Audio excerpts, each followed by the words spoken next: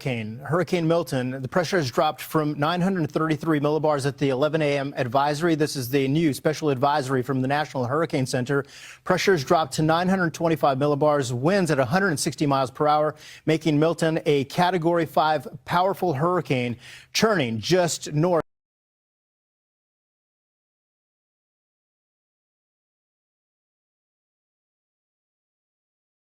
Very vulnerable part of the west coast of Florida that would be susceptible to storm surge. You certainly can leave now.